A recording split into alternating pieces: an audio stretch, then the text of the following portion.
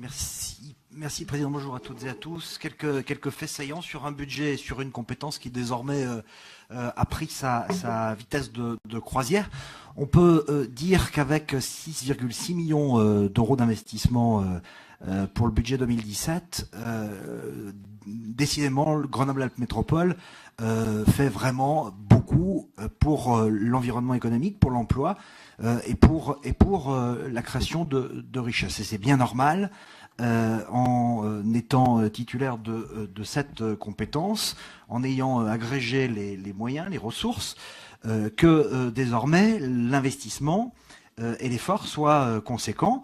On parlait tout à l'heure, Raphaël Guerrero parlait tout à l'heure de 20 millions d'euros si on agrège la cohésion économique, le budget loco-économique, l'attractivité, l'enseignement supérieur et tout ce qui fait effectivement tourner la machine économique de notre bassin d'emploi. On rappellera que c'est également 160 millions d'euros, Président, vous en parliez tout à l'heure, qui seront investis à l'échelle de ce même bassin, ce qui permet là aussi de créer un véritable effet d'entraînement important en direction des entreprises et de l'activité économique. C'est donc un budget 2017 de confortement des outils de la métropole, un véritable levier pour le développement économique et pour le développement local que nous vous proposons ici, et aussi un levier de transformation de la société, de transformation notamment pour tenir compte d'une nécessaire transition énergétique, sans oublier évidemment l'emploi, et Jérôme Rubès en a beaucoup parlé tout à l'heure. Les principaux points saillants de ce budget, ils tiennent effectivement à la volonté de soutenir les pôles de compétitivité pour un budget d'investissement d'1 200 000 euros, une somme qui a été consolidée, auquel il faut ajouter encore 400 000 euros qui seront consacrés à l'animation de ces pôles de compétitivité. Ce sont les meilleurs dispositifs aujourd'hui pour catalyser, pour canaliser à la fois moyens financiers publics, mais aussi moyens financiers privés des entreprises, des laboratoires pour stimuler l'investissement, pour stimuler la recherche et développement et pour stimuler la création de valeur. 2017 est déjà le moment du 23e appel à projet des pôles de compétitivité, avec la perspective, là encore, de valoriser la recherche en matière de recherche médicale, l'innovation en matière de recherche médicale, le soutien au medtech, le soutien au biotech qui caractérise particulièrement l'ADN économique et de R&D de notre territoire. Nous soutiendrons également la réalité virtuelle qui est un vrai secteur économique en jeu et un secteur qui fonctionne, qui marche particulièrement à Grenoble, comme nous avons pu le mettre en valeur et le mettre en scène dans le cadre notamment du Forum 5i, qui est un événement désormais majeur sur le plan international en ce qui concerne la démonstration de l'innovation dans notre territoire. Le plan chimie et les activités traditionnelles seront également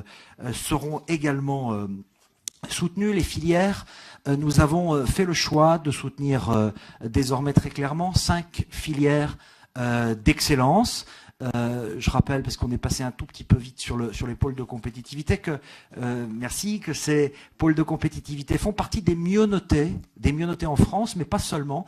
Tenerdis peut s'enorgueillir, la qualité du travail qui est rendu ici, la qualité des projets qui sont poursuivis ici, peut s'enorgueillir désormais d'un classement Gold au niveau européen, c'est-à-dire le top niveau, le top level en matière de création d'activités, création d'emplois pour les marchés adressés. L'accompagnement des filières, je le disais, 1,3 million d'euros seront consacrés cette année en direction de la chimie verte, de la reconversion de cette filière traditionnelle, en direction également des quelques centaines d'entreprises qui constituent dans nos vallées des Alpes, mais aussi en particulier sur le territoire, le gros des troupes des entreprises de mécanique métallurgique. Nous travaillons en cela à consolider le travail et le lien et le projet qui est le nôtre avec EDF notamment, grand donneur d'ordre local, avec Alstom également en direction du tissu des petites entreprises et petits entrepreneurs ici.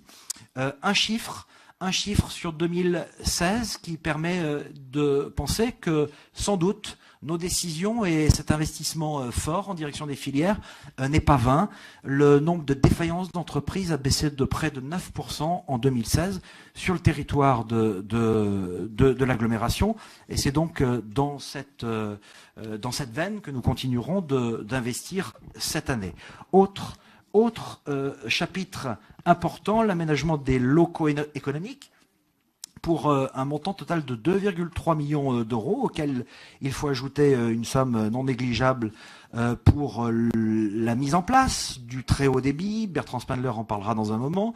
L'écriture du schéma directeur des zones économiques aussi. Nous disposons aujourd'hui de quelques très beaux outils à l'échelle du territoire, comme les pépinières et hôtels d'entreprise, 7 au total sur les différents secteurs de l'agglomération.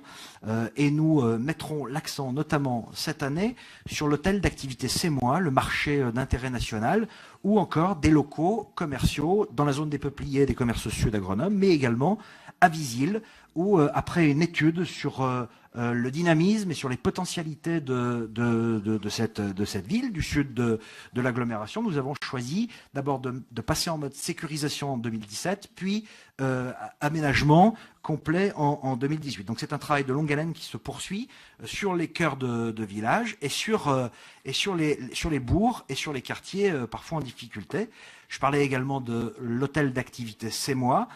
C'est désormais un lieu d'intensité économique qui donne à plein, puisque l'ensemble des surfaces économiques sont louées et que l'ensemble des loyers sont perçus. Voilà pour ce qui concerne la valorisation économique. En quelques mots saillants, je voudrais retenir pour 2016 quelques chiffres importants. Les fruits sans doute de cet effort. D'abord le classement du Financial Times qui classe notre territoire parmi les mieux dotés pour pouvoir accueillir encore des investissements étrangers dans les années qui viennent. La création de 400 emplois nets sur la zone d'Innovalet qui a fait son assemblée générale voilà peu, et qui est le premier bassin d'emploi de l'agglomération. Et puis des implantations d'entreprises intéressantes comme celle de Sampa, qui est le leader européen en matière de fourniture de petits outils pour le secteur de l'hôtellerie dans le domaine du jus de fruits. C'est autant de bonnes nouvelles qui contribuent effectivement à nous faire dire que les efforts doivent être amplifiés encore en faveur de l'emploi, dans un contexte, je le rappelle aussi, malgré les remarques sur la loi Khomri, dans un contexte qui, en 2016, a vu la création nationale de près de 200 000 emplois dans le secteur marchand, 200 000 emplois marchands dans le secteur marchand créés, ce qui n'avait jamais été vu depuis 2007.